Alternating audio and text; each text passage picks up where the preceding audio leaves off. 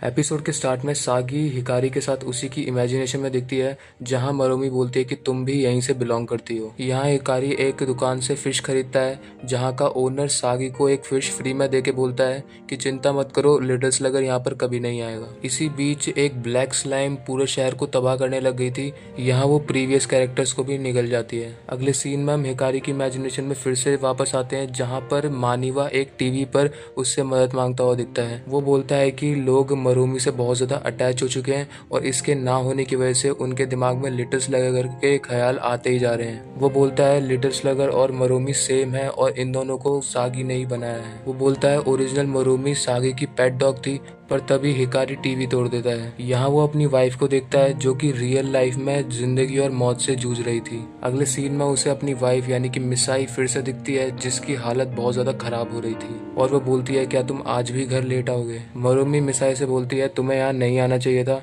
जिस पर मिसाई बोलती है मुझे मेरा हस्बैंड वापस करो। मरोमी सागी से बोलती है अपने फादर को लेकर यहाँ से भाग जाओ और सागी ऐसा ही करती है। तभी सागी एक बच्ची बन जाती है जिसके हाथ में मरोमी पेट भी थी। वो हिकारी को अपना फादर कह के एड्रेस भी कर रही थी। यहाँ हिकारी खुद से बोलता है उसे शुरू से ही एक बेटी चाहिए थी। तभी उसे वहाँ पर फिर से मिसाई खड़ी दिखती है और वो फिर से फ्लैशबैक में चला जाता है जहाँ मिसाई प्रेग्नेंट थी पर उसकी कमजोरी की वजह से वो बच्चा पैदा नहीं हो पाता, जिस पर वो बहुत ज्यादा सैड हो जाती है। पर हिकारी उससे बोलता है हमें इसे एक्सेप्ट करना होगा, मेरे पास तुम हो, मेरे लिए यही काफी है। वो फ्लैशबैक से बाहर आता है जहाँ पर मिसाई बोलती है थैंक यू माई लव, अब मेरी लाइफ ऑलमोस्ट खत्म हो चुकी है और मैं जाने से पहले तुम्हें एक बार गुड बाय कहना चाहती हूँ और मैं तुम्हारे साथ बहुत खुश थी। वो यहाँ फेड हो जाती है और रियल वर्ल्ड में वो खत्म हो जाती है। सागी फिर से उसे फादर कह के एड्रेस करती है जिस पर वो बोलता है कि मैं तुम्हारा फादर कब से हो गया। वो बोलता है मुझे पता चल चुका है, ये जगह बस एक झूठ है और वो एक बैट से इस जगह को तोड़ने लगता है जिसके टूटने पर मरोमी डॉल्स निकलती हैं और सागी और चीफ रियल वर्ल्ड में वापस आ जाते हैं। यहाँ मानिवा बताता है कि सागी ने 10 साल पहले लिटिल स्लगर को अपनी इमेजिनेशन में बनाया था। मानिवा मरोमी से बोलता है कि सागी की वजह से तुम्हारी डेथ हुई है। असल में 10 साल पहले मरोमी पर किसी ने अटैक किया था जिसके हाथ में एक बेसबॉल बैट और पैरों में स्केट्स थे।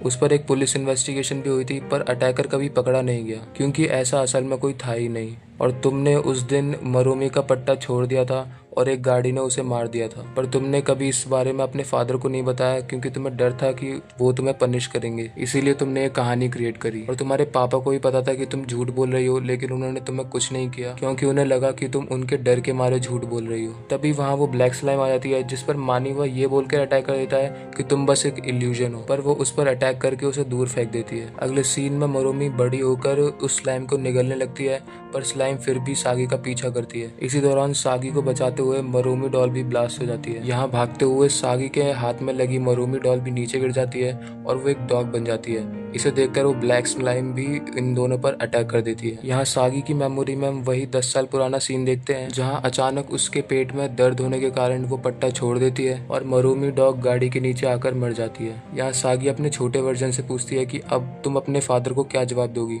जिस पर वो बोलती है कि ये सब कुछ लिटिल स्लगर ने किया है। और ऐसा बोलते ही हमें लिटिल स्लगर की शैडो फॉर्म होती हुई दिखती है मरोमी में से। तभी सागी मरोमी को उठाकर उसे सॉरी बोलती है और लिटिल स्लगर उसे गुड बाय कह के गायब हो जाता है। यहाँ रियल वर्ल्ड में वो ब्लैक स्लाइम भी गायब हो जाती है पर तब तक पूरा शहर डिस्ट्रॉय हो चुका था। अगले सीन में हमें 2 साल बाद का शहर दिखता है जहाँ सब कुछ रिकवर हो गया था, जहाँ सब लोग फिर से काफी परेशान दिखते हैं। लास्ट सीन में हमें एक ओल्ड मैन दिखता है जिसकी शक्ल मानिवा जैसी दिखती थी और वो एपिसोड फर्स्ट की तरह इक्वेशन सॉल्व कर रहा था जिसके आगे इक्वल्स टू लिखते ही वो सामने देखकर शॉक हो जाता है। दोस्तों यहाँ सीरीज तो खत्म हो चुकी है पर इस सीरीज के दौरान अगर आपको कहीं लगा हो कि कहीं मुझे किसी पॉइंट पर इम्प्रूवमेंट की जरूरत थी तो आप नीचे कमेंट सेक्शन में बता सकते हैं।